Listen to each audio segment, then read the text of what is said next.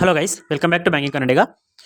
So ಈ ವಿಡಿಯೋದಲ್ಲಿ ಏನು ಅಂತಂದರೆ, ನಾನು ಸೆಂಟ್ರಲ್ ಗೌರ್ಮೆಂಟ್ ಮತ್ತು ಪಬ್ಲಿಕ್ ಸೆಕ್ಟರ್ ಅಂಡರ್ಟೇಕಿಂಗ್ ಈ ಎರಡು ಜಾಬ್ ರೋಲ್ದು ಡಿಫ್ರೆನ್ಸ್ ಏನು ಅಂತ ಹೇಳ್ತಿದ್ದೀನಿ. ಸೊ ಇದು ವಿಡಿಯೋ ಏನಕ್ಕೆ ಮಾಡಬೇಕು ಅನಿಸಿದ್ದು ಅಂದರೆ, ಈಗ ಕೆಲವೊಂದು 3 ಡೇಸಿಂದ ಈಗ 8th ಪೇ ಕಮಿಷನ್ ಅಂತ ಬಂದಾದಮೇಲೆ ತುಂಬ ಜನಕ್ಕೆ ಡೌಟ್ ಇದೆ. ಬ್ಯಾಂಕಿಂಗು ಗೌರ್ಮೆಂಟ್ ಎಂಪ್ಲಾಯೀಸ ನಾವು ನಮಗೇನಕ್ಕೆ 8th ಪೇ ಕಮಿಷನ್ ಅನ್ನೋದು ಅಪ್ಲೈ ಆಗಲ್ಲ, ಅವ್ರಿಗೆ ಮಾತ್ರ 183%. ಬ್ಯಾಂಕ್ ಎಂಪ್ಲಾಯೀಸ್ಗೆ ಏನಕ್ಕಿಲ್ಲ. ಆ್ಯಂಡ್ ಬ್ಯಾಂಕ್ ಎಂಪ್ಲಾಯೀಸ್ ಸೆಕ್ಯೂರಿಟಿ ಇದೆಯಾ, ಅಂದರೆ ಗೌರ್ಮೆಂಟ್ ಬ್ಯಾಂಕ್ ಎಂಪ್ಲಾಯೀಸ್ ಇದ್ದಾರಲ್ಲ, ಅಂದರೆ public sector undertaking bank employees. So ಅವ್ರ ಬಗ್ಗೆ ಮಾತಾಡ್ತಿರೋದು. ಆ ಥರ ತುಂಬ ಡೌಟ್ಸ್ ಇದೆ. ನಮಗೆ ಬೈಪರ್ಟೇಟ್ ಅಂತ ಬೇರೆ ಇದೆ, ಅವರಿಗೆ ಪೇ ಸ್ಕೇಲ್ ಅಂತ, ಅಂದರೆ ಇದು ಸೆಂಟ್ರಲ್ ಪೇ ಕಮಿಷನ್ ಅಂತ ಬರುತ್ತೆ. ಸೊ ಅದು ಎರಡರದ್ದು ಡಿಫ್ರೆನ್ಸ್ ನಾನು ನೆಕ್ಸ್ಟ್ ವೀಡಿಯೋದಲ್ಲಿ ಮಾತಾಡ್ತೀನಿ. ಬಟ್ ಅದಕ್ಕೂ ಮುಂಚೆ ನಮಗೆ ಗೊತ್ತಿರಬೇಕು ಸೆಂಟ್ರಲ್ ಗೌರ್ಮೆಂಟ್ ಜಾಬ್ ಅಂದರೆ ಏನು, ಪಬ್ಲಿಕ್ ಸೆಕ್ಟರ್ ಅಂಡರ್ಟೇಕಿಂಗ್ ಜಾಬ್ ಅಂದರೆ ಏನು ಅಂತ. ಸೊ ಈ ವಿಡಿಯೋದಲ್ಲಿ ನಾನು ಬೇಸಿಕ್ ಐಡಿಯಾ ಹೇಳ್ತೀನಿ, ಬೇಸಿಕ್ಕಾಗಿ ಹೇಗೆ ಡಿಫ್ರೆನ್ಷಿಯೇಟ್ ಮಾಡ್ಬೋದು ಎರಡು ಸೆಕ್ಟರ್ನ ಅಂತ. ಸೊ ಈಗ ಸ್ಟಾರ್ಟ್ ಮಾಡೋಣ. So first central government purpose ಏನು ಅಂತಂದರೆ, ನಾವೀಗ ಜಾಬಿಗೆ ಸೇರ್ಕೊತಿದ್ದೀವಿ ಅಂದರೆ ಸೆಂಟ್ರಲ್ ಗೌರ್ಮೆಂಟ್ ಏನೇನು ಆಫರ್ ಮಾಡುತ್ತೆ ಅಂದರೆ, ಬೆನಿಫಿಟ್ಸು, ಪೆನ್ಷನ್ ಸಿಗುತ್ತೆ, ಟ್ರಾವೆಲ್ ಮೆಡಿಕಲ್ ಫೆಸಿಲಿಟಿ ಅದೆಲ್ಲ ಸಿಗುತ್ತೆ. ಆ್ಯಂಡ್ ಪಬ್ಲಿಕ್ ಸೆಕ್ಟರ್ ಅಂಡರ್ಟೇಕಿಂಗ್ ಬ್ಯಾಂಕ್ಸಲ್ಲೂ ಸೇಮು, ಪೆನ್ಷನ್ ಸಿಗಲ್ಲ, ಬಟ್ ಸೆಕ್ಯೂರಿಟಿ ಇದ್ದೇ ಇರುತ್ತೆ ಜಾಬು. ಆ್ಯಂಡ್ ಗೋಲ್ ಏನಿರುತ್ತೆ ಅಂದರೆ ಪಬ್ಲಿಕ್ ಸೆಕ್ಟರಲ್ಲಿ ಜನರೇಟಿಂಗ್ ಜಾಬ್ಸ್, ಅದೊಂದು ಗೋಲ್ ಇರುತ್ತೆ. ಇನ್ನೊಂದು ಗೋಲ್ ಏನು ಅಂತಂದರೆ ಪಬ್ಲಿಕ್ ಸೆಕ್ಟರ್ ಅಂಡರ್ಟೇಕಿಂಗ್ ಅಂತ ಅಂದರೆ ಇಂಪೋರ್ಟ್ನ ಕಮ್ಮಿ ಮಾಡ್ಕೊಳ್ಳೋದು, ನಮ್ಮ ಕಂಟ್ರಿಯಿಂದ ಎಕ್ಸ್ಪೋರ್ಟ್ ಜಾಸ್ತಿ ಮಾಡೋದು. ಸೊ ಅದ್ರ ಮೇಲೆ ಪಬ್ಲಿಕ್ ಸೆಕ್ಟರು ತುಂಬ ಇದು ಮಾಡುತ್ತೆ.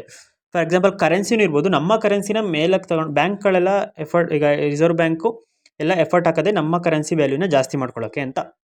ಸೊ ಇದು ಬೇಸಿಕ್ ಡಿಫ್ರೆನ್ಸು. ಪರ್ಪಸ್ಸು. ಓನರ್ಶಿಪ್ ಬಗ್ಗೆ ಹೇಳ್ತೀನಿ. ಓನರ್ಶಿಪ್ ಅಂದ್ಬಿಟ್ಟು ಸೆಂಟ್ರಲ್ ಗೌರ್ಮೆಂಟ್ ಜಾಬ್ ಅಂತ ಅಂದರೆ ಓನರ್ಶಿಪ್ ಗೌರ್ಮೆಂಟ್ ಹತ್ರ ಇರುತ್ತೆ, ಅಂದರೆ ಅವರು ಗೌರ್ಮೆಂಟಿಗೆ ಸರ್ವ್ ಮಾಡ್ತಿದ್ದಾರೆ ಅಂತ. ಗೌರ್ಮೆಂಟಲ್ಲಿ ಅವರಿಗೊಂದು ಪೊಸಿಷನ್ ಕೊಟ್ಟಿದ್ದಾರೆ. ಈಗ ಇನ್ಕಮ್ ಟ್ಯಾಕ್ಸ್ ಆಫೀಸರು, ಈಗ CGL SSC CGL ಬರೆದವರು, ಅವರಿಗೆ ಗೌರ್ಮೆಂಟಲ್ಲೇ ಒಂದು ಪೊಸಿಷನ್ ಸಿಕ್ಕಿದೆ ಅಂತ ಅರ್ಥ. ಬಟ್ ಪಬ್ಲಿಕ್ ಸೆಕ್ಟರ್ ಅಂಡರ್ಟೇಕಿಂಗ್ ಅಂತ ಅಂದರೆ ಅದು ಗೌರ್ಮೆಂಟ್ ಕಂಪನಿ, ಗೌರ್ಮೆಂಟ್ ಅಲ್ಲ, ಗೌರ್ಮೆಂಟ್ ಓನ್ಡ್ ಕಂಪನಿ. ಗೌರ್ಮೆಂಟು ಒಂದು ಕಂಪ್ನಿನ ಮಾಡಿಬಿಟ್ಟು ಆ ಕಂಪ್ನಿನ ರೆಗ್ಯುಲೇಟ್ ಮಾಡೋಕ್ಕೆ, ಸೂಪರ್ವೈಸ್ ಮಾಡೋಕ್ಕೆ ಅಂತ ಒಂದು ಇನ್ಸ್ಟಿಟ್ಯೂಟ್ ಮಾಡುತ್ತೆ. ಫಾರ್ ಎಕ್ಸಾಂಪಲ್ ನಮ್ಮ ಬ್ಯಾಂಕಿಂಗ್ ಸೆಕ್ಟರಲ್ಲಿ RBI ಅನ್ನೋದು ನಮ್ಮ ಇಂಡಿಯಾದಲ್ಲಿ ಏನೇನು ಬ್ಯಾಂಕ್ ಇದೆ ಅದೆಲ್ಲ ರೆಗ್ಯುಲೇಟ್ ಮಾಡುತ್ತೆ ಆ್ಯಂಡ್ ಸೂಪರ್ವೈಸ್ ಮಾಡುತ್ತೆ. ಸೊ ಅದು RBI ರೋಲು. ಸೊ ಇದು ಗೊತ್ತಾಯಿತು ಅನ್ಕೋತೀನಿ. ನಾನು ಬರೀ ಬ್ಯಾಂಕಿಂದ ಹೇಳಿದ್ದೀನಿ, ತುಂಬ ಇದ್ದಾವೆ. ಫಾರ್ ಎಕ್ಸಾಂಪಲ್ ONGC, ಅದು ಪಬ್ಲಿಕ್ ಸೆಕ್ಟರ್ ಅಂಡರ್ಟೇಕಿಂಗ್. BHEL ನಮ್ಮ ಕರ್ನಾಟಕದ್ದು, ಅದೂ HAL ಅದು ಕರ್ನಾಟಕದ್ದು, ಅದೆಲ್ಲ ಪಬ್ಲಿಕ್ ಸೆಕ್ಟರ್ ಅಂಡರ್ಟೇಕಿಂಗ್. ಸೊ ಇವಾಗ ನೆಕ್ಸ್ಟ್ ಬರೋಣ ಡಿಸಿಷನ್ ಮೇಕಿಂಗು. ಸೊ ಡಿಸಿಷನ್ ಮೇಕಿಂಗಲ್ಲಿ ಗೌರ್ಮೆಂಟ್ ಜಾಬ್ ಅಂದರೆ ಡಿಸಿಷನ್ ಮೇಕಿಂಗ್ ಅಂದರೆ ಜಾಬ್ ರೆಕ್ರೂಟ್ಮೆಂಟ್ ಆಗಬೇಕಿದ್ರೆ ಒಂದು ಸಲ ಸೆಟ್ ಆದರೆ ರೂಲ್ಸು ಫಿಕ್ಸು, ಅದನ್ನು ಮತ್ತೆ ಅವರು ನೋಟಿಫಿಕೇಶನ್ ಇರುತ್ತೆ, ಅದನ್ನು ಚೇಂಜ್ ಮಾಡಲ್ಲ. ಎಕ್ಸೆಪ್ಟ್ ಸಮ್ ಕಂಡೀಷನ್ಸ್, ಲೈಕ್ ಈಗ ಪೇಪರ್ ಲೀಕ್ ಆಯ್ತೇನೋ ಅಥವಾ ಏನೋ ರೆಕ್ರೂಟ್ಮೆಂಟ್ ಕ್ಯಾನ್ಸಲ್ ಆಯಿತು, ಆ ಥರ ಟೈಮಲ್ಲಿ ಚೇಂಜ್ ಮಾಡ್ತಾರೆ.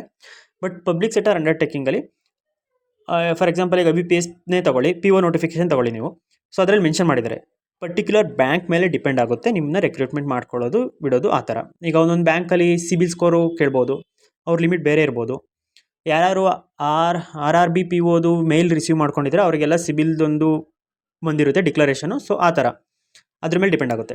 ಆ್ಯಂಡ್ ಅಕೌಂಟಬಿಲಿಟಿ ಅಂತಂದರೆ ಈಗ ನಾನು ಸೆಂಟ್ರಲ್ ಗೌರ್ಮೆಂಟಲ್ಲಿ ಜಾಬ್ ಮಾಡ್ತಿದ್ದೀನಿ, ಅವರು ಯಾರಿಗೆ ಆನ್ಸರ್ ಮಾಡಬೇಕು ಅಂತ, ಪಬ್ಲಿಕ್ಕಿಗೆ ಅವರ ಡಿಸಿಷನ್ನು ಆಕ್ಷನ್ನ ಆನ್ಸರ್ ಮಾಡಬೇಕು ಸೆಂಟ್ರಲ್ ಗೌರ್ಮೆಂಟ್ ಅವರು.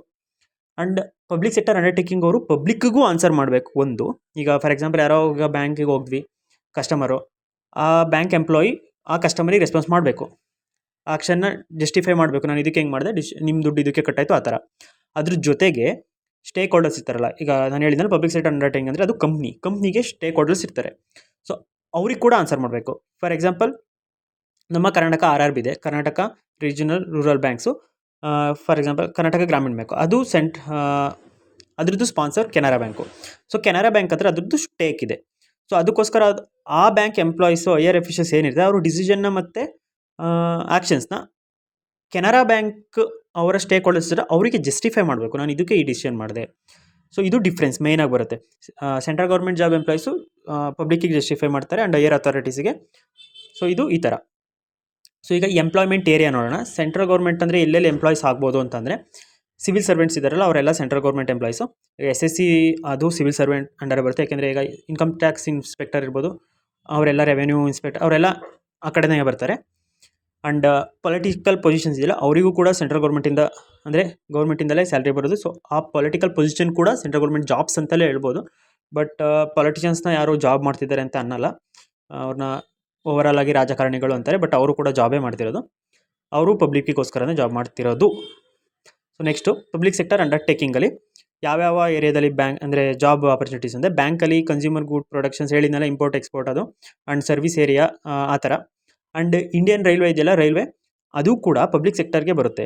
ಬಟ್ ಅವರಿಗೆ CPC ಅಪ್ಲೈ ಆಗುತ್ತೆ, ಸೆಂಟ್ರಲ್ ಪೇ ಕಮಿಷನ್. ಅದು ಏನು ರೀಸನ್ ಅಂತ, ಅವ್ರಿಗೇನಕ್ಕೆ ಅಪ್ಲೈ ಆಗುತ್ತೆ, ಬ್ಯಾಂಕ್ ಎಂಪ್ಲಾಯ್ಸಿಗೆ ಏನಕ್ಕೆ ಅಪ್ಲೈ ಆಗಲ್ಲ ಅಂತ ನೆಕ್ಸ್ಟ್ ವೀಡಿಯೋದಲ್ಲಿ ಹೇಳ್ತೀನಿ. ಅದು ಕಂಪೇರ್ ಮಾಡ್ತೀನಲ್ಲ ಪೇ ಸ್ಕೇಲ್ ಮತ್ತು ಬೈ ಪರ್ ಡೇಟಾ. ಆವಾಗ ಸ್ಯಾಲರಿ ಆ್ಯಂಡ್ ಬೆನಿಫಿಟ್ ನೋಡಿ, same salary perks, salary basic pay ಎಲ್ಲ ಚೇಂಜ್ ಇರುತ್ತೆ. ಸೇಮ್ ಲೆವೆಲ್ ಅವರಿಗೆ ಇಷ್ಟು ದಿನ ಮೇ ಬಿ ಸೇಮ್ ಇರ್ತಿತ್ತು ಸ್ಯಾಲ್ರಿ. ಈಗ ಆಫೀಸರ್ ಲೆವೆಲ್ ಅಂದರೆ ಸೆಂಟ್ರಲ್ ಗೌರ್ಮೆಂಟ್ವರೆಗೂ ಅಷ್ಟೇ, ಬ್ಯಾಂಕ್ವರೆಗೂ ಅಷ್ಟೇ ಆ ಥರ ಇತ್ತು. ಕೆಲವೊಂದು ಟೈಮಲ್ಲಿ ಒಂದು 5-10 ಆ ಥರ ಇಯರ್ಸ್ ಹಿಂದೆ ಹೋದರೆ ಬ್ಯಾಂಕ್ ಎಂಪ್ಲಾಯೀಸೇ ಅವ್ರಿಗೆ ಸೆಂಟ್ರಲ್ ಗೌರ್ಮೆಂಟ್ ಎಂಪ್ಲಾಯೀಸ್ಗಿಂತ ತುಂಬ ಜಾಸ್ತಿ ಸ್ಯಾಲ್ರಿ ತೊಗೊಂಡಿದ್ದು ಇದೆ. ಈಗ ಏಯ್ತ್ ಪೇ ಕಮಿಷನ್ ಅನ್ನೋದು ಏನಿದೆ ಅದು ಪಾಸ್ ಆದರೆ, ಅದು ಪಾಸ್ ಆಗೋದೇನು ಅಂತಂದರೆ, ಈಗ ನೋಡಿ ಆ ಪೇ ಕಮಿಷನ್ ಇವಾಗ ಸೆಟ್ ಮಾಡಿದ್ದಾರೆ ಅಷ್ಟೇ. ತುಂಬ ಜನ ಆಗಲೇ ಸೆಲೆಬ್ರೇಟ್ ಮಾಡ್ತಿದ್ದಾರೆ. ಸೊ ಓಕೆ, ಎಂಪ್ಲಾಯ್ ಆಗಿರೋ ಸೆಲೆಬ್ರೇಟ್ ಮಾಡ್ತಾರೆ, ಪೇ ಕಮಿಷನ್ ಸೆಟ್ ಆಗಿದ್ದರೆ ಸ್ಯಾಲರಿ ರಿವಿಷನ್ ಆಗುತ್ತೆ, ಇನ್ಕ್ರೀಸ್ ಆಗುತ್ತೆ ಅಂತ. ಬಟ್ ಅದ್ರದ್ದು ರಿಸಲ್ಟ್ ಬರೋದೇನಿದೆ ಇವಾಗ ಗೌರ್ಮೆಂಟ್ ಅಪ್ರೂವ್ ಮಾಡಿದೆ. ಅಂದರೆ ನೀವು ಮೀಟಿಂಗ್ ಮಾಡಿ, ಕಮಿಷನ್ ಬಿಲ್ಡ್ ಮಾಡಿ, ಒಬ್ಬರು ಚೇರ್ಮನ್ ಮಾಡಿ, ಕಮಿಷನ್ ಮಾಡಿ, ಡಿಸ್ಕಸ್ ಮಾಡಿ, ಪ್ರಪೋಸಲ್ ಕೊಡಿ, ಅದನ್ನು ಅಗ್ರಿ ಮಾಡ್ತೀವಿ. ಸೊ ಈ ಪ್ರೊಸೆಸ್ಸು ಒಂದು 2 ಇಯರ್ಸ್ ಆಗುತ್ತೆ. ಸೊ ಆಫ್ಟರ್ 1.5 ಇಯರಲ್ಲಿ ಕಮಿಷನ್ ಆಗಿ ಆಮೇಲೆ ಈ ಪ್ರೊಸೆಸ್ ಮುಗಿದು ಸ್ಯಾಲ್ರಿ ಅವ್ರಿಗೆ ಇಂಕ್ರಿಮೆಂಟ್ ಆಗೋದು ಇನ್ನು 2015 ಅಲ್ವಾ, 16 ಎಂಡ್ ಆ ಥರ. ಬಟ್ ಈ 2 ಇಯರ್ಸ್ ಏನು ಗ್ಯಾಪ್ ಇದೆ 1 ಇಯರ್ದು, ಅದು ಕೂಡ ಅವರಿಗೆ ಬ್ಯಾಕ್ಲಾಗಲ್ಲಿ ಅಮೌಂಟ್ ಹಾಕ್ತಾರೆ. ಫಾರ್ ಎಕ್ಸಾಂಪಲ್ ನಮ್ಮ ಬ್ಯಾಂಕ್ ಎಂಪ್ಲಾಯೀಸ್ದು ಲಾಸ್ಟ್ ಬೈಪರ್ಟೇಟ್ ಏನಿದೆ ಅದು ಬಂದುಬಿಟ್ಟು ಆಗಿದ್ದು ಯಾವಾಗ 2022 ಎಂಡ್ ಆಗಿದ್ದು. ಬಟ್ ಅದು ರಿವಿಷನ್ ಅಂದರೆ ಬೈಪರ್ಟೇಟ್ ಸೆಟಲ್ಮೆಂಟಿಗೆ ಕೂತ್ಕೊಂಡಿದ್ದು ಡಿಸ್ಕಸ್ಗೆ ಅಂತ ಇಂಡಿಯನ್ ಬ್ಯಾಂಕ್ ಅಸೋಸಿಯೇಷನ್ ಎಲ್ಲ 2022 ಇಂದ 23 ಪಾಸ್ ಆಯಿತು. ಬಟ್ 24 ಮಾರ್ಚಲ್ಲಿ ಅನಿಸುತ್ತೆ ಎಲ್ಲರಿಗೂ ಸ್ಯಾಲ್ರಿ ಬಂದಿದ್ದು. ಅದು ಬ್ಯಾಕಲ್ಲಿ ಏನೇನು ಇತ್ತು ಅದೆಲ್ಲ ಸ್ಯಾಲ್ರಿ ಒಟ್ಟಿಗೆ ಹಾಕ್ಬಿಟ್ರು ಎಲ್ಲ ಎಂಪ್ಲಾಯೀಸ್ಗೂ. ನೀವು ಆ ಸ್ಯಾಲ್ರಿ ಸ್ಲಿಪ್ಗಳು ನೋಡಿ 1 ಲಕ್ಷ 1.5 ಲಕ್ಷ ಥರ PO ಪೋಸ್ಟಿಗೆಲ್ಲ ತುಂಬ ಸಿಕ್ಕಿದೆ. ಸೊ ಅದೇ ಡಿಫ್ರೆನ್ಸು. ಸೊ ಇನ್ನು ಕಮಿಟಿ ಫಾರ್ಮ್ ಮಾಡಿದ್ದಾರೆ, ಇನ್ನೂ ಪ್ರಪೋಸಲ್ ಹೋಗಿಲ್ಲ, ಏನಿಲ್ಲ, ಎಲ್ಲ ಎಸ್ಟಿಮೇಟ್ ಮಾಡ್ತಿದ್ದಾರೆ ಅಷ್ಟೇ. ಇಷ್ಟು ಆಗ್ಬೋದು 186% ಆಗ್ಬೋದು ಆ ಥರ ಹೇಳ್ತಿದ್ದಾರೆ.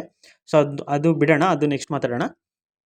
ಆ್ಯಂಡ್ ಸೆಂಟ್ರಲ್ ಗೌರ್ಮೆಂಟ್ ಅವರಿಗೆ ಸಂಬಳ ಬರೋದು ನಮ್ಮ ಗೌರ್ಮೆಂಟ್ದು ಫಂಡಿಂದ, ಕನ್ಸಾಲಿಡೇಟೆಡ್ ಫಂಡಿಂದ ಸೆಂಟ್ರಲ್ ಗೌರ್ಮೆಂಟ್ ಎಂಪ್ಲಾಯೀಸ್ಗೆ ಸ್ಯಾಲ್ರಿ ಬರೋದು. ಸೊ ಅವರು ಜನರ ದುಡ್ಡಲ್ಲಿ ಅಂದರೆ ಸ್ಯಾಲ್ರಿ ಆ ಥರ, ಈಗ ಜನರ ದುಡ್ಡು ತಿಂತಾರೆ ಬಟ್ಟೆ ಕೆಲಸ ಮಾಡೋದಂತಾರ. ಸೊ ಆ ಥರ ಅವರಿಗೆ ಸೆಂಟ್ರಲ್ ಗೌರ್ಮೆಂಟಿಂದ ಕನ್ಸಾಲಿಡೇಟ್ ಫಂಡಿಂದ ಬರುತ್ತೆ ಸ್ಯಾಲ್ರಿ.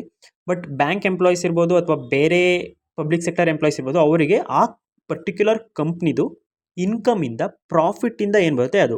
ಸೊ ಕಂಪ್ನಿ ಎಷ್ಟು ಪ್ರಾಫಿಟೇಬಲ್ ಆಗುತ್ತೆ, ಫಾರ್ ಎಕ್ಸಾಂಪಲ್ ಈ ನೆಕ್ಸ್ಟ್ 3 ಇಯರ್ಸ್, ಈಗ 2027ಗೆ ನಮ್ಮದು ನೆಕ್ಸ್ಟ್ ಮೀಟಿಂಗು ಬೈಪರ್ಟೇಟ್ ಸೆಟಲ್ಮೆಂಟ್ ನೆಕ್ಸ್ಟ್ ಕೂತ್ಕೋತಾರೆ ಅಂದರೆ ರಿವಿಷನ್ ಮಾಡೋಕ್ಕೆ ಸ್ಯಾಲ್ರಿನ. ಸೊ ಆವಾಗ ನಮ್ಮ ಬ್ಯಾಂಕ್ ಸೆಕ್ಟರ್ ಏನಾದ್ರು ತುಂಬ ಗ್ರೋ ಆಗಿದ್ರೆ ಚಾನ್ಸಸ್ ಜಾಸ್ತಿ ಇದೆ ಲಾಸ್ಟ್ ಟೈಮ್ಗಿಂತ ಇನ್ನೂ ಜಾಸ್ತಿ ಇಂಕ್ರಿಮೆಂಟ್ ಆಗೋಕ್ಕೆ. ಸೊ ಗ್ರೋತ್ ಮೇಲೆ ನಮ್ಮ ಸ್ಯಾಲ್ರಿ ಡಿಪೆಂಡ್ ಆಗುತ್ತೆ. ಸೊ ಈಗ ನೆಕ್ಸ್ಟು ಸ್ಯಾಲರಿ ರಿವಿಷನ್ ಅನ್ನೋದು ಸೆಂಟ್ರಲ್ ಗೌರ್ಮೆಂಟ್ ಅವರಿಗೆ ಅದು ಕಂಪ್ಲೀಟಾಗಿ ಗೌರ್ಮೆಂಟಿಂದ ರೆಗ್ಯುಲೇಟ್ ಆಗುತ್ತೆ. ಗೌರ್ಮೆಂಟ್ ಒಂದು ಕಮಿಟಿ ಫಾರ್ಮ್ ಮಾಡುತ್ತೆ. ಸೊ ಈಗ ಕಮಿಷನ್ ಪಾಸ್ ಆಗಿದೆಯಲ್ಲ, ಸೊ ಈ ಕಮಿಷನ್ ರೆಕಮೆಂಡ್ ಮಾಡುತ್ತೆ, ಆಮೇಲೆ ಸ್ಯಾಲ್ರಿ ಬರುತ್ತೆ. ಆ ಕಮಿಷನು 10 ಇಯರ್ಸ್ ಒನ್ಸ್ ಪಾಸ್ ಆಗುತ್ತೆ. 2016ರಲ್ಲಿ ಲಾಸ್ಟ್ ಟೈಮ್ ಆಗಿದ್ದು. ಸೊ ಈ ವರ್ಷ 2024, 25. ಸೊ ಸ್ಯಾಲ್ರಿ ಇಂಕ್ರಿಮೆಂಟ್ ಆಗೋ ಅಷ್ಟೊಳಗೆ 2026 ಆಗುತ್ತೆ. ಬಟ್ ಬ್ಯಾಂಕಿಂಗ್ ಪಬ್ಲಿಕ್ ಸೆಕ್ಟರಲ್ಲಿ, ನಾನು ಬ್ಯಾಂಕ್ ಬಗ್ಗೆ ಎಲ್ಲಿ ಮಾತಾಡ್ತೀನಿ, ಬ್ಯಾಂಕ್ಗಳಲ್ಲಿ ಬೈಪರ್ಟೇಟ್ ಅಂತ, ಅದು ಸೆಟಲ್ಮೆಂಟು ಅಂದರೆ ಬೈಪರ್ಟೇಟ್ ಸೆಟಲ್ಮೆಂಟ್ ಅಂದರೆ ಅಗ್ರಿಮೆಂಟ್ ಇಬ್ಬರು ಪಾರ್ಟಿಯಿಂದ. ಈಗ ಬ್ಯಾಂಕ್ ಎಂಪ್ಲಾಯೀಸ್ ಎಲ್ಲರನ್ನೂ ರೆಪ್ರೆಸೆಂಟ್ ಮಾಡೋಕ್ಕೆ ಬ್ಯಾಂಕ್ ಅಸೋಸಿಯೇಷನ್ ಅಂತ ಇರುತ್ತೆ, ಅದಕ್ಕೆ ಚೇರ್ಮನ್ಸು, ಅದ್ರ ಬೋರ್ಡ್ ಮೆಂಬರ್ಸ್ ಎಲ್ಲ ಇರ್ತಾರೆ. ಅವರು ಬ್ಯಾಂಕಿಂಗ್ ಮ್ಯಾನೇಜ್ಮೆಂಟ್ ಇರುತ್ತಲ್ಲ, ಸೊ ಅವ್ರ ಹತ್ರ ಡಿಸ್ಕಸ್ ಮಾಡ್ತಾರೆ. ಆ ಪ್ರಪೋಸಲ್ನ ಗೌರ್ಮೆಂಟು ಕೂಡ ಅಗ್ರಿ ಮಾಡಬೇಕು, ಇಲ್ಲೂ ಗೌರ್ಮೆಂಟ್ ಅಗ್ರಿ ಮಾಡಬೇಕು. ಯಾಕೆಂದರೆ ಗೌರ್ಮೆಂಟ್ ಬ್ಯಾಂಕ್ಗಳಿದ್ದಾವೆ, ಅಂದರೆ ಪಬ್ಲಿಕ್ ಸೆಕ್ಟರ್ ಅಂಡರ್ಟೇಕಿಂಗ್ ಬ್ಯಾಂಕು 12 ಇದಾವಲ್ಲ, ಸೊ ಗೌರ್ಮೆಂಟ್ ಅಗ್ರಿ ಮಾಡುತ್ತೆ. ಅದಾದಮೇಲೆ ಅಪ್ಲೈ ಆಗುತ್ತೆ. ಆ್ಯಂಡ್ ಬೈಪರ್ಟೇಟ್ ಏನಿದೆ, ಬ್ಯಾಂಕ್ ಎಂಪ್ಲಾಯೀಸ್ಗೆ 5 ವರ್ಷಕ್ಕೆ ಒಂದು ಸಲ ಸ್ಯಾಲ್ರಿ ರಿವೈಸ್ ಆಗುತ್ತೆ. ಸೆಂಟ್ರಲ್ ಗೌರ್ಮೆಂಟ್ ಎಂಪ್ಲಾಯೀಸ್ಗೆ 10 ಇಯರ್ಸ್ ಒನ್ಸು. ಸೊ ಈ ನೆಕ್ಸ್ಟ್ 10 ಇಯರ್ಸ್ ಅವರು ಅದೇ ಬೇಸಿಕ್ ಪೇಲ್ ಇರ್ತಾರೆ. ಬಟ್ ಬ್ಯಾಂಕ್ ಎಂಪ್ಲಾಯೀಸ್ಗೆ ಅವ್ರದ್ದು ನೆಕ್ಸ್ಟ್ ರಿವಿಷನ್ ಅಷ್ಟರೊಳಗೆ ನಮ್ದು 2 ಸಲ ಇಂಕ್ರಿಮೆಂಟ್ ಆಗೋಗಿರುತ್ತೆ. ಸೊ ಈಗ ಕೆರಿಯರ್ ಆಪರ್ಚುನಿಟಿ ನೋಡೋಣ. ಕೆರಿಯರ್ ಆಪರ್ಚುನಿಟಿಲಿ ಸೆಂಟ್ರಲ್ ಗೌರ್ಮೆಂಟ್ಗೆ ಪ್ರಮೋಷನ್ನು, ಟ್ರಾನ್ಸ್ಫರು, ಡೆಪ್ಯುಟೇಷನ್ ಏನೇ ಇರ್ಬೋದು ಅದು ವಿತಿನ್ ದ ಗೌರ್ಮೆಂಟ್ ಆಗುತ್ತೆ.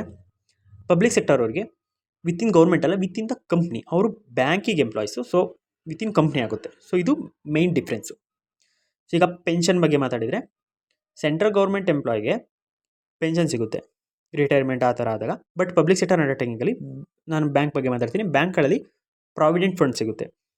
ಆ್ಯಂಡ್ ಎಸ್ ಬಿ ಐಲಿ NPS ಸಿಗುತ್ತೆ, ಅಂದರೆ national pension scheme S B ಐಲಿ ಅಪ್ಲೈ ಆಗುತ್ತೆ. ಅದು ರೀಸನ್ ನಾನು ನೆಕ್ಸ್ಟ್ ವೀಡಿಯೋದಲ್ಲಿ ಹೇಳ್ತೀನಿ. ಯಾಕೆಂದರೆ ಎಸ್ ಬಿ ಐ ಅನ್ನೋದು ಅಂದರೆ ಅರ್ಲಿ ಇಂಡಿಪೆಂಡೆಂಟ್ ಸ್ಟೇಜಲ್ಲೇ ಗೌರ್ಮೆಂಟಿಗೆ ಅಕ್ವೈರ್ ಮಾಡ್ಕೊಂಡಿದ್ದು. ಸೊ ಆಗ್ಲಿಂದಲೇ ಅವರಿಗೆ NPS ಅನ್ನೋದಿದೆ. ಸೊ ಆಬ್ವಿಯಸ್ಲಿ NPS ಇದೆ, ಅವರಿಗೆ ಕಂಟಿನ್ಯೂ ಮಾಡ್ಕೊಂಡು ಹೋಗಿದ್ದಾರೆ. ಆ್ಯಂಡ್ ವರ್ಕ್ ಲೈಫ್ ಬ್ಯಾಲೆನ್ಸ್ ಬಗ್ಗೆ ಮಾತಾಡಬೇಕು ಅಂದರೆ, ಜನರಲ್ ಆಗಿ ಸೆಂಟ್ರಲ್ ಗೌರ್ಮೆಂಟ್ ಎಂಪ್ಲಾಯ್ಸ್ದು ವರ್ಕ್ ಲೈಫ್ ಬ್ಯಾಲೆನ್ಸು ಬೆಟರ್ ಇರುತ್ತೆ ಬ್ಯಾಂಕ್ ಎಂಪ್ಲಾಯ್ಸ್ ಕಂಪೇರ್ ಮಾಡ್ಕೊಂಡ್ರೆ. ಅವ್ರು ಫಿಕ್ಸ್ಡ್ ಟೈಮ್ ಇರುತ್ತೆ, ಕೆಲವೊಂದೆಲ್ಲೋ ಅಡ್ವರ್ಸ್ ಕಂಡೀಷನಲ್ಲಿ ಮೇ ಬಿ ಎಕ್ಸ್ಟ್ರಾ ಕರಿಬೋದು. ಬಟ್ ಪಬ್ಲಿಕ್ ಸೆಕ್ಟರ್ ಅಂಡರ್ಟೇಕಿಂಗಲ್ಲಿ ಡಿಪೆಂಡ್ಸ್, ಕಂಪ್ನಿ ಮೇಲೆ ಡಿಪೆಂಡ್ ಆಗುತ್ತೆ, ಬ್ಯಾಂಕ್ ಮೇಲೆ ಡಿಪೆಂಡ್ ಆಗುತ್ತೆ. ಈ ಬ್ಯಾಂಕ್ ಎಂಪ್ಲಾಯ್ಸ್ ಅಂತಂದರೆ ರೋಲ್ ಮೇಲೆ ಡಿಪೆಂಡ್ ಆಗುತ್ತೆ. For example clerk, junior assistant level ಅವರೆಲ್ಲ ಯೂಶಲಿ 5:30 ಓಲಿ 6:30 ಆ ಥರ ಹೋಗ್ತಾರೆ ಅಂದ್ಕೊಂಡ್ರೆ. ಬಟ್ PO ಆಫೀಸರ್ ಲೆವೆಲ್ ಇರ್ತಾರಲ್ಲ ಅವರಿಗೆಲ್ಲ 8:30 ಆಗ್ಬೋದು, 9 ಆಗ್ಬೋದು. ಫಾರ್ ಎಕ್ಸಾಂಪಲ್ ಸ್ಕೇಲ್ 2 ಸ್ಕೇಲ್ 3 ಅಂತೂ ರೀಚ್ ಆದರೆ, ನಾನು SBI ಬಗ್ಗೆ ಮಾತಾಡ್ತೀನಿ. SBIಲಿ ಸ್ಕೇಲ್ 3 ಆ ಥರ ಆದರೆ, ಕರ್ನಾಟಕದಲ್ಲಿ ಹೇಳ್ತಿದ್ದೀನಿ. ಅರ್ಬನಲ್ಲಿ ಏನಾದ್ರು ಪೋಸ್ಟಿಂಗ್ ಇದ್ಬಿಟ್ರೆ ಆಡಿಟಿಂಗ್ ಟೈಮಲ್ಲಿ 12 ಗಂಟೆ ಆದರೂ ಆಗ್ಬೋದು, ನೈಟು 11:30 ಆ ಥರ ಆಗುತ್ತೆ. ಡೋರ್ ಶಟರ್ ಹೇಳ್ಕೊಂಡು ಕೆಲಸ ಮಾಡ್ತಿರ್ತಾರೆ. ಸೊ ಇದು ಅವರ ವರ್ಕ್ ಲೈಫ್ ಬ್ಯಾಲೆನ್ಸ್. ಸೊ ಇದಿಷ್ಟು ನಾನು ಬೇಸಿಕ್ ಡಿಫ್ರೆನ್ಸ್ ಹೇಳಿದ್ದೀನಿ. ಇನ್ನೂ ಡಿಫ್ರೆನ್ಸ್ ಇಲ್ಲ ಅಂತಲ್ಲ, ಇನ್ನೂ ಡಿಫ್ರೆನ್ಸ್ ಇದೆ. ನಾನು ಮೇಲೆ ಏನು ಕಾಣುತ್ತೆ ಅದನ್ನು ಹೇಳಿದ್ದೀನಿ ಡಿಫ್ರೆನ್ಸ್ನ. ಆ್ಯಂಡ್ ಸ್ಟ್ರಿಕ್ಟಾಗಿ ಹೇಳಬೇಕು ಅಂತಂದರೆ, ಬ್ಯಾಂಕ್ ಎಂಪ್ಲಾಯ್ಸು ಅಂದರೆ ಒನ್ ವರ್ಡ್ ಆನ್ಸರಲ್ಲಿ ಏನಾದ್ರು ಹೇಳು, bank employees government central government job ಅಲ್ವಾ ಹೌದಾ ಅಂತಂದರೆ, ಅಲ್ಲ, ಸೆಂಟ್ರಲ್ ಗೌರ್ಮೆಂಟ್ ಜಾಬ್ ಅಲ್ಲ ಬ್ಯಾಂಕ್ ಎಂಪ್ಲಾಯ್ಸ್ದು. ಬಟ್ ಗೌರ್ಮೆಂಟ್ ಓನ್ಡ್ ಕಂಪ್ನಿ ಕೆಲಸ ಮಾಡ್ತಿರ್ತೀವಿ ನಾವು. ಸೊ ಸೆಕ್ಯೂರಿಟಿ ಅಂತೂ ಇದ್ದೇ ಇರುತ್ತೆ, ಯಾಕೆಂದರೆ ಗೌರ್ಮೆಂಟೇ ಅದನ್ನು ವಹಿಸ್ಕೊಂಡಿದೆ ಕಂಪ್ನಿನ. ಅಕಸ್ಮಾತ್ ಗೌರ್ಮೆಂಟ್ ಆ ಕಂಪ್ನಿ ಕ್ಲೋಸ್ ಮಾಡಬೇಕು ಅಂದರೆ ಎಂಪ್ಲಾಯ್ಸ್ನಂತೂ ಬಿಡಲ್ಲ, ಇಲ್ಲ ಅಂದರೆ ಟ್ರಾನ್ಸ್ಫರ್ ಮಾಡುತ್ತೆ. ಫಾರ್ ಎಕ್ಸಾಂಪಲ್ ನೋಡಿ, ಈಗ ಕೆನರಾ ಬ್ಯಾಂಕು ಸಿಂಡಿಕೇಟ್ ಬ್ಯಾಂಕ್ನ ಅಕ್ವೈರ್ ಮಾಡ್ಕೊತು. ಬಟ್ ಸಿಂಡಿಕೇಟ್ ಬ್ಯಾಂಕಲ್ಲಿ ಯಾರ್ಯಾರು ಎಂಪ್ಲಾಯ್ಸ್ ಇದ್ರು ಅವ್ರು ಕೆಲಸಕ್ಕೆ ಇಟ್ಕೊಳ್ಳಿಲ್ಲ, ಇಲ್ಲ ಟ್ರಾನ್ಸ್ಫರ್ ಮಾಡ್ತು, ಇಲ್ಲಾಂದರೆ ಅದೇ ಬ್ರ್ಯಾಂಚಲ್ಲಿ ಕೆಲಸಕ್ಕೆ ಇಡ್ತು, ಅಲ್ಲಲ್ಲೇ ಟ್ರಾನ್ಸ್ಫರ್ ಮಾಡ್ತು. ಸೊ ಆ ಥರ ಜಾಬ್ ಸೆಕ್ಯೂರಿಟಿ ಇರುತ್ತೆ. ಆ್ಯಂಡ್ ಎಕನಾಮಿಕ್ ಗ್ರೋತ್ ಆಗ್ತಾ ರೆವೆನ್ಯೂ ಜನ್ರೇಟ್ ಆಗ್ತಾ ಸ್ಯಾಲ್ರಿ ಕೂಡ ಇನ್ಕ್ರೀಸ್ ಆಗೋ ಚಾನ್ಸಸ್ ತುಂಬ ಚೆನ್ನಾಗಿದೆ. ಅದೇನೋ ಒಂಥರದ ಹಳ್ಳಿಯ ಅಲ್ಲ ಮಗಳ ಗಂಡ ಆ ಥರ ನಾವು ಬ್ಯಾಂಕ್ ಎಂಪ್ಲಾಯ್ಸು. ಆ್ಯಂಡ್ ಫಾರ್ ಇನ್ನೊಂದು ಎಕ್ಸಾಂಪಲ್ ಕೊಡ್ತೀನಿ, ಕೆಮಿಸ್ಟ್ರಿಲಿ ಮರ್ಕ್ಯುರಿ ನೋಡಿದರೆ ಲಿಕ್ವಿಡು, ಅಂದರೆ ಲಿಕ್ವಿಡ್ ಅದು, ಬಟ್ ಅದು ಮೆಟಲ್ಲು. ಸೊ ಆ ಥರ ಧಾತು ಅದು ಮೆಟಲ್ಲು.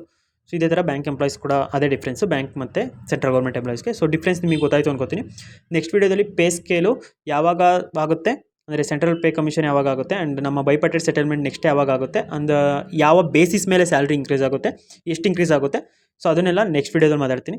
ಸೊ ಈ ವಿಡಿಯೋ ನಿಮಗೆ ಇಷ್ಟ ಆಗಿದ್ರೆ ಶೇರ್ ಮಾಡಿ, ಲೈಕ್ ಮಾಡಿ. ನಿಮಗೆ ಇನ್ನೂ ಡಿಫ್ರೆನ್ಸ್ಗಳು ಗೊತ್ತಿದ್ರೆ ನೀವು ಕಾಮೆಂಟ್ ಸೆಕ್ಷನಲ್ಲಿ ತಿಳಿಸ್ಕೊಡಿ, ನಾನು ತಿಳ್ಕೊತೀನಿ.